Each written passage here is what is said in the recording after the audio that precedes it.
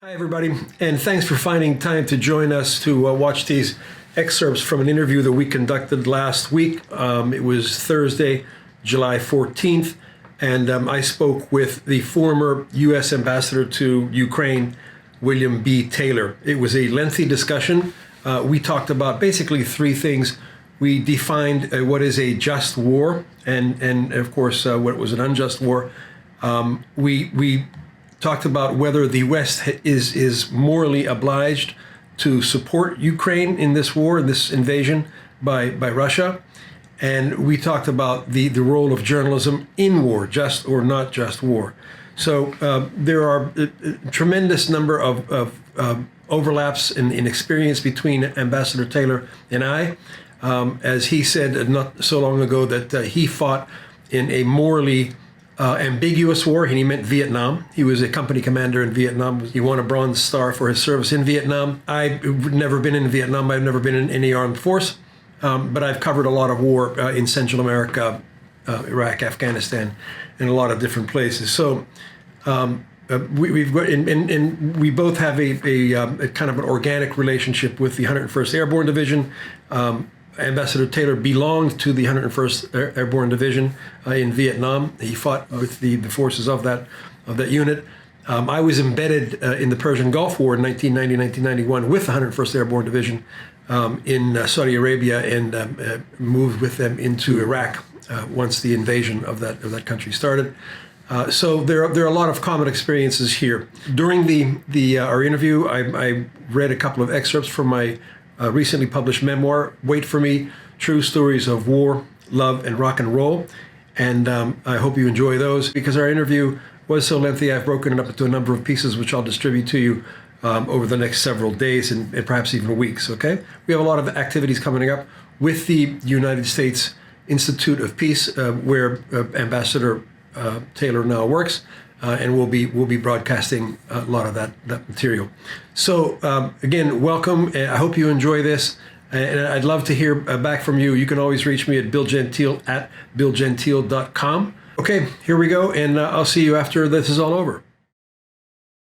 Good afternoon, everybody, and thank you for joining us. This event is a product of the university's quest to play an important role, not just in our own community, but beyond the confines of this institution as well.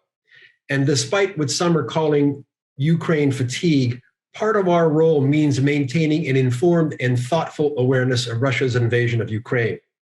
I had known Ambassador Taylor only from the November 2019 televised impeachment hearings of Donald Trump, who allegedly tried to muscle Ukraine into finding dirt on Joe Biden and his family.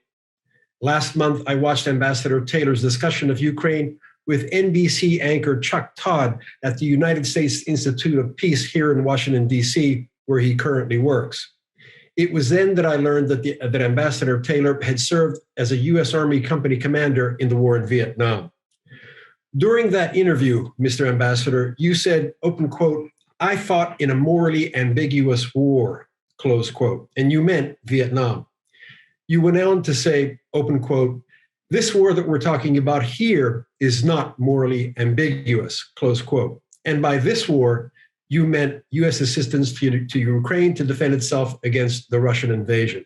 So, Ambassador Taylor's service fighting in a morally ambiguous war in Vietnam, and my work as correspondent and photojournalist covering the also mostly ambiguous U.S.-backed Contra War in Nicaragua and the Civil War in El Salvador formed the genesis of this event. To be clear, I've never been to Vietnam. I've never served in any military, but I grew up viewing images of Vietnam in Life magazine. As a journalist, I lived in Nicaragua from 1983 until 1990 and spent most of my time covering those two conflicts, which is what my recent memoir is mostly about. I call this book a firsthand frontline account of the human cost of war. Ambassador Taylor and I have much in common. We both are familiar with that human cost of war, about which I believe too many Americans either have never seen or have forgotten. I now see my job as a journalist, as a teacher, and as an American as an opportunity to spread this firsthand frontline account of the human cost of war to as many people as I can. During today's session, I'll read a few paragraphs from my book that illustrate some of the similarities between my and Ambassador Taylor's experiences.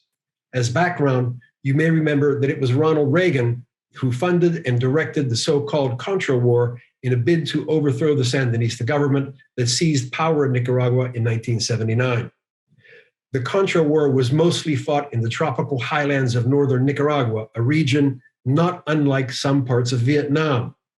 And like the war in Vietnam, the Contra War and the Civil War in El Salvador were guerrilla wars as well. So we've got a lot to talk about. Mr. Ambassador, welcome, and you've got the pulpit. I've been looking forward to this conversation for some time. And as you say, there are a lot of overlaps between what you have been doing, what you've done in your career, what I've done in my career. And we'll be talking tonight, I guess, about kind of three different wars, if you will. We were talking about Vietnam, as you mentioned, where I served. We were talking about Nicaragua and the range of wars that you've covered, but Nicaragua in particular. And then, of course, Ukraine. And those three, there are some links. Bill, you and I were talking just before we got on here that there are some connections among at least two of these wars, and you with your participation and your observation and reporting from Iraq, and one of those threads is the 101st Airborne, and you served, you were embedded with the 101st during the Iraq War, the first Iraq War, I think. Is that right? Persian Gulf War. Persian Gulf War, right? I served in Vietnam in the 101st Airborne.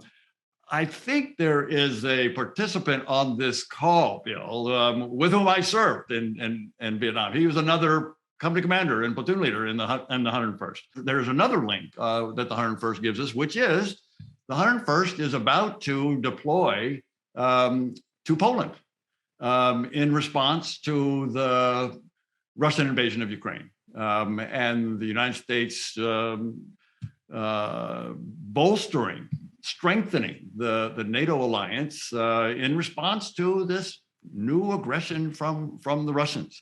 So there's that. 101st in Vietnam, 101st in Persian Gulf War, but also about the Vietnam one. I'm reminded that it was 51 years ago when I was there. So it was a long time ago. And I actually was caught, Bill, I was struck by one of the paragraphs in your book. And I know you're going to read some, but let me read one that I was struck by. There were very few pitched battles between the two armed groups, you said. Instead, the war played out in a series of ambushes or surprise attacks preceded by long stretches of slogging through tropical highlands, through ankle-deep mud, wearing the same wet, filthy, stinking clothes, and humping backpacks stuffed with everything I could carry inside plastic bags. That describes what Bobby Seitz and I did in Vietnam very well. And I raised that this kind of the as you say, a long periods of time when we were just humping through the woods. But there were times, and you point this out, where there were explosions and explosive activity and fighting and battles. And it was a long time ago. And I'm reminded of the other book that you probably read, others have probably read, that talks about one of these great big battles. It's called We Were Soldiers Once and Young, by Hal Moore, Colonel Hal Moore. And we'll probably have an opportunity to come back to some of these things, Bill. But just the last thing I'll say in opening goes to your point about Ukraine. And yes, I have made the point a couple of times about how important I think Ukraine is for the United States. It has strategic importance. It's important for reasons that we can talk about later as we go into some detail. But it also brings, and you raised this, moral clarity. I mean, there is a clear aggressor in this war. unprovoked, unjustified attack by the Russians on a otherwise peaceful neighbor.